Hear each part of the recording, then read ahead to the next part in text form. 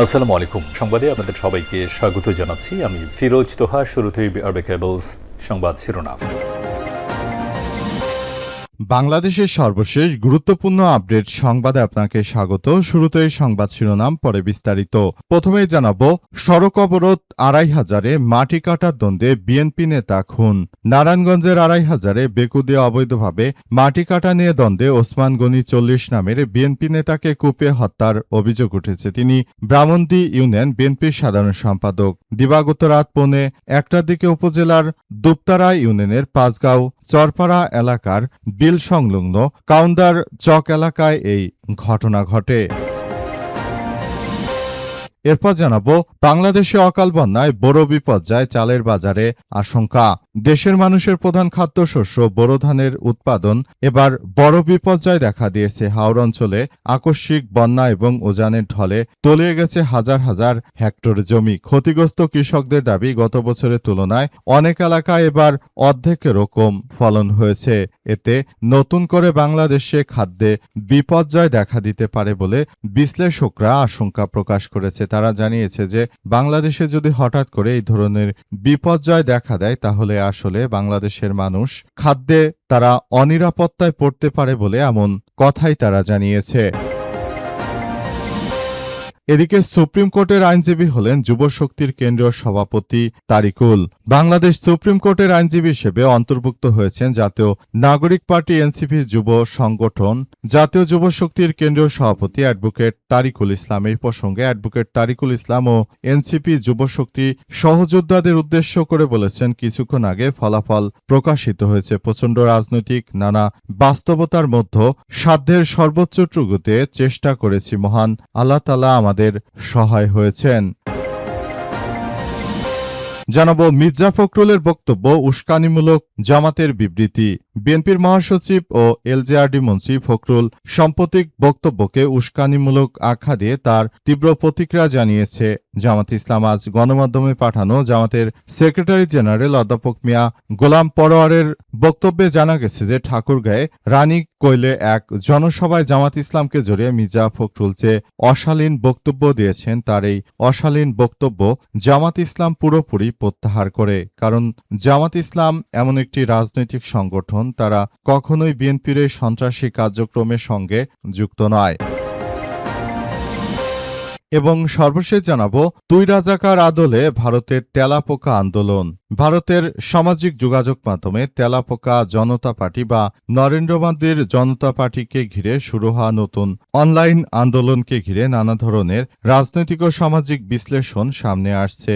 উল্লেখ্য, ভারতের তরুণ সমাজকে ভারতের যিনি প্রধান বিচারপতি রয়েছেন, তিনি তেলাপোকা আখ্যায়িত করার পর থেকেই আসলে এই ধরনের সমস্যাগুলো সামনে আসতে শুরু করেছে। প্রিয় দর্শক, এই ঘটনার পরই আসলে সারা ভারত জুড়ে নতুন করে এই আন্দোলনের ডাক দেওয়া হয়েছে। তে নরেন্দ্র মোদী চরম বেকায়দায় পড়ে গেছে। এতক্ষণ শুনছিলেন সংবাদ শিরোনাম, এবারে বিস্তারিত। তবে তার আগে বন্ধুরা, অনুরোধ থাকবে এই সংবাদটিতে একটি লাইক দিন। এই চ্যানেলে আপনি নতুন হয়ে থাকলে আমাদের সংবাদটি দেখতে দেখতে চ্যানেলটি সাবস্ক্রাইব করে রাখুন। কমেন্ট করে বন্ধুরা আপনার মূল্যবান মতামত জানিয়ে দিন আপনি বিশ্বের কোন দেশ থেকে বা বাংলাদেশের কোন স্থান থেকে আমাদের সংবাদটি দেখছেন এবং শুনছেন। আর বন্ধুরা, গাজা যুদ্ধে আপনি যদি নিরীহ ফিলিস্তিনিদের ভালোবেসে থাকেন, কমেন্টে ইয়েস লিখে পুরো বিশ্বকে আমাদের এই তাজা আপডেট সংবাদটি দেখার সুযোগ করে দিন। এবারে বিস্তারিত। সড়ক অবরোধ আড়াইহাজারে, মাটি কাটার দ্বন্দ্বে বিএনপি নেতা খুন। নারায়ণগঞ্জের আড়াইহাজারে ভেকুদে অবৈধভাবে মাটি কাটা নিয়ে দ্বন্দ্বে ওসমান গনি 40 নামের এক বিএনপির নেতাকে হত্যা করা হয়েছে। জানা গেছে, বিএনপির এক পক্ষ সেখানে অবৈধভাবে মাটি কাটছিল এবং আরেক পক্ষ সেখানে বাধা দেওয়ার চেষ্টা করেছিল এলাকাবাসী। এবং বিএনপির এই নেতাগুলো মূলত বাংলাদেশটাকে আবারও ধ্বংসস্তূপে পরিণত করার জন্য ষড়যন্ত্র শুরু করেছে। তাদের হাত থেকে বাংলার মানুষ মানুষ মুক্তি চায়। বাংলাদেশের প্রতিটি আপামর জনগণ চায় যে বিএনপির এই সন্ত্রাসী কার্যক্রমগুলো থেকে সবাই যেন মুক্ত হতে পারে। বর্তমান সময় বিএনপি যে ধরনের সন্ত্রাসী কার্যক্রম চালিয়ে যাচ্ছে সেটা বাংলাদেশের ইতিহাসে সবথেকে দুঃখজনক ঘটনা। তারা যে ধরনের সন্ত্রাসী কার্যক্রম চালাচ্ছে এটা আসলে কোনোভাবেই গ্রহণযোগ্য হতে পারে না। সারা দেশ জুড়ে আবারও ভয়াবহ বিপর্যয়কর পরিস্থিতির সৃষ্টি হবে বলে এমন আশা প্রকাশ করা হচ্ছে। সারা দেশ জুড়ে অন্যায়ভাবে খুন, রাহাজানি, চাঁদাবাজি, সন্ত্রাসী, নৈরাজ্যকর পরিস্থিতি এতটাই বৃদ্ধি পেয়েছে যে বিএনপির এই সব আচরণে সারা দেশের মানুষ ক্ষুব্ধ হয়ে যাচ্ছে। তারা বিএনপি শাসনামল 2001 থেকে 2006 সাল পর্যন্ত দেখেছে। তখনও একই কায়দায় বাংলাদেশে তখন জেএমবির উত্থান হয়েছিল বলে এমন তথ্য সামনে এসেছে। এবারও ঠিক একই কায়দায় দেশ গোল্লায় যেতে শুরু করেছে। সারা দেশ জুড়ে যেভাবে নৈরাজ্যকর পরিস্থিতি চলছে এটা মেনে নেওয়া যায় না। অকাল বন্যায় বড় বিপর্যয়, চালের বাজারে চাপের শঙ্কা। দেশের মানুষের প্রধান খাদ্যশস্য বোরো ধানের উৎপাদনে এবার বড় বিপর্যয় দেখা দিয়েছে। হাওর অঞ্চলে আকস্মিক বন্যা ও উজানের ঢলে তলিয়ে গেছে হাজার হাজার একর জমির ধান। ক্ষতিগ্রস্ত কৃষকদের দাবি, গত বছরের তুলনায় অনেক এলাকায় এবার অর্ধেকেরও কম ফলন হয়ে গেছে। অকাল বন্যায় এই বড় বিপর্যয়ের কারণে দেশের খাদ্য নিরাপত্তা ও চালের বাজারে নতুন ধরনের আশঙ্কার সৃষ্টি হয়েছে। স্থানীয় কৃষক, কৃষি বিভাগ ও খাদ্য কর্মকর্তাদের সঙ্গে কথা বলে উদ্বেগের চিত্র সামনে নিয়ে আসা হয়েছে। প্রাপ্ত তথ্যমতে বোরো, আমন ও আউশ 3 মৌসুমের মধ্যে বোরো থেকে সবচেয়ে বেশি চাল পেয়ে থাকে সরকার, যার পরিমাণ মোট চাহিদার 52.46%। আমন ও আউশ থেকে যথাক্রমে আসে 39.90 এবং 8%। পরিসংখ্যান বলছে গত বছর যে জমিতে কৃষকের 2500 টন ধান উৎপাদন হয়েছিল, এই বছর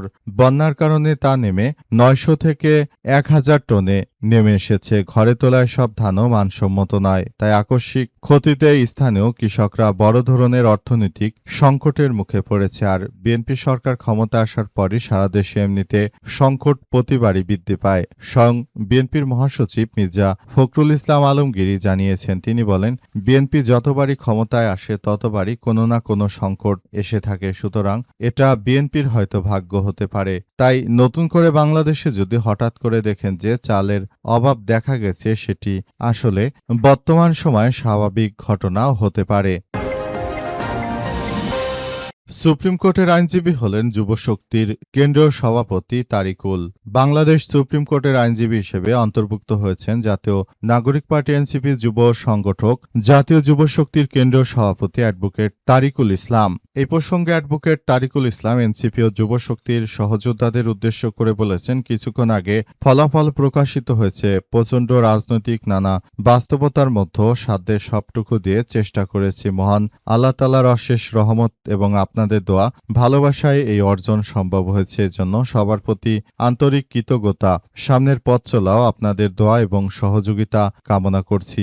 যুবশক্তির সভাপতি ও এনসিপির জাতীয় নিরাপত্তা কাউন্সিলের সদস্য অ্যাডভোকেট তারিকুল ইসলাম কুমিল্লা সিটি কর্পোরেশন নির্বাচনে এনসিপির সমর্থিত প্রার্থী হিসেবে প্রতিদ্বন্দ্বিতা করবেন। তিনি জুলাই গণ অভ্যুত্থানে অনন্য কেন্দ্রীয় সমন্বয়ক ও সংগঠক, ঢাকা বিশ্ববিদ্যালয়ের আইন বিভাগ থেকে শিক্ষা জীবন সম্পন্ন করা তরিকুল 2018 সালে কোটা সংস্কার আন্দোলনে সক্রিয় অংশগ্রহণ করে 48 দিন কারাবরণ করেন। 2019 সালে ডাকসু নির্বাচন সহ পরবর্তী সময় শিক্ষার্থীদের অধিকার আদায়, আবরার ফাহাদ হত্যা বিচার এবং এনআরসি বিরোধী আন্দোলন সহ বিভিন্ন গণ আন্দোলনে তিনি সামনের সারিতে ভূমিকা পালন করেছেন। তার মধ্যে একজন নেতৃত্ব পেয়ে এনসিপি সত্যি গর্ববোধ করে, কারণ তাদের মতো নেতৃত্ব রয়েছে বলে এনসিপি এখন একটি আদর্শিক জায়গায় রয়েছে এবং এনসিপি মনে করে আগামীতে তারা হয়তো ভালো কোনো কিছু অর্জন করতে পারবে। তারা আগামীতে সুন্দরভাবে কার্যক্রম চালিয়ে যেতে পারবে বলে এমন তথ্য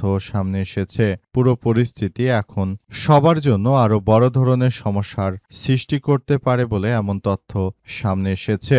বর্তমান পরিস্থিতিতে সবাইকে বলবো, এটি আমাদের সবার জন্য বড় ধরনের কার্যক্রমের সৃষ্টি করছে বলে এমন তথ্য সামনে এসেছে। মির্জা ফখরুলের বক্তব্য উস্কানিমূলক বলল জামাত ইসলাম।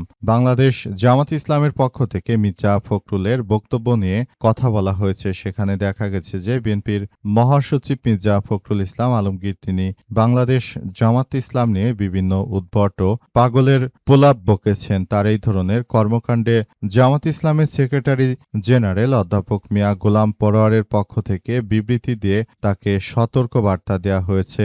জানা গেছে বিএনপির মহাসচিব এবং এলজেআরডি মন্ত্রী তিনি যেভাবে অপকর্ম করেছেন এবং তিনি যেভাবে জামাত ইসলামকে নিয়ে বিভিন্ন মিথ্যা প্রোপাগান্ডা ছড়াচ্ছেন তার বিরুদ্ধে তাই কঠোর বার্তা দিয়েছে বাংলাদেশ জামাত ইসলাম।